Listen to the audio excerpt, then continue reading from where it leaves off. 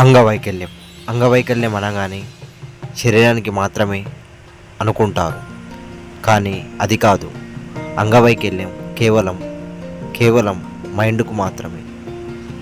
మనకు సుపరిచితుడైన అష్టవక్రుడి చరిత్ర మనందరికీ తెలిసిందే.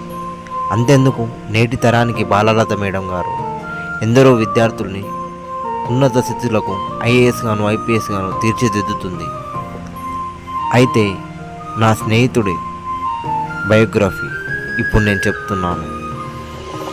మారుమూల ప్రాంతంలో జన్మించి తనకు ఉన్న పరిసరాల మేరకు ఆ ఏరియాలో గవర్నమెంట్ స్కూల్లో 10వ తరగతి వరకు చదువుకొని తన కుటుంబ పరిస్థితుల మేరకు ఇక నేను చదువు ముందుకు సాగించలేను అనుకొని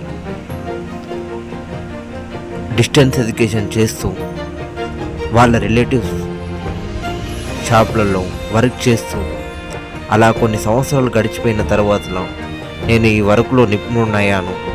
నా పాదాలపైన నేను నిల్చుండగలుగుతాను, నేను అందరిలాగా పనిచేస్తానని సంకల్ప శక్తితో తను నూతనంగా ఒక కొత్త బిజినెస్ స్టార్ట్ చేయడం జరిగింది. భగవంతుడు ఆశీస్సుల మేరకు ఆ వ్యాపారం కలిసొచ్చింది. తను కాకి ఇంకా ఒకరికి ఉపాధి ఇచ్చే స్థాయికి ఎదిగాడు ఎంట్రప్రీనర్లో. అలా కొనసాగిపోతున్న కాలంలో తనకు మ్యారేజ్ కూడా అవ్వడం జరిగింది. 2 పిల్లలకు తండ్రి కూడా అయ్యాడు.